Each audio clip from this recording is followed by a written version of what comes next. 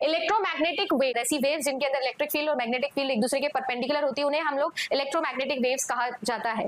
ये electromagnetic waves का ही पूरा का पूरा स्पेक्ट्रम है, जिसके थ्रू हमें अलग अलग टाइप की वेव्स मिलती है, जैसे लाइट वेव्स, माइक्रोवेव्स, ठीक है, इंफ्रारेड, रेडियो वेव्स। माइक्रोवेव मतलब शॉर्ट रेडियो वेव्स को ही माइक्रोवेव कहा जाता है। तो इनकी आपको फ्रीक्वेंसी बतानी थी, तो इनको दो जगह से पढ़ा जा सकता है, एक तो फ्रीक्वेंसी है ना, और एक इनको पढ़ा जा सकता है वेवलेंथ यानी कि लैम्डा के कॉन्सेप्ट से।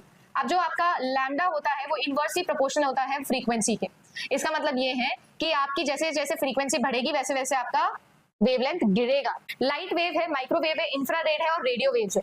हमें पता है कि जो सन से निकल रहा है अल्ट्रावायलेट और इंफ्रारेड है, तो सोचो कितना दूर है सन, तो वहां से भी यहां तक आ रही है पेनिट्रेट होके। हमारी लाइट जो हमारे को दिख रही है, जो विजिबल लाइट है हमारा, उसकी तो और ज्यादा होगी मैम। हमारे लिए जो है वो देखो सबसे कम कौन सी होगी, रेडियो वेव्स, फिर माइक्रोवेव, शॉर्ट रेडियो ही बोलते हैं इनको, तो फिर इंफ्रारेड और फिर उसके बाद में हमारी होगी विजिबल लाइट। तो हमें क्या बताना था, हमें बताना था हमारे लिए क्वेश्चन में increasing order of the frequency. अगर यही क्वेश्चन में मैं पूछ रही थी increasing order of the wavelength, तो जस्ट उल्टा हो जाता।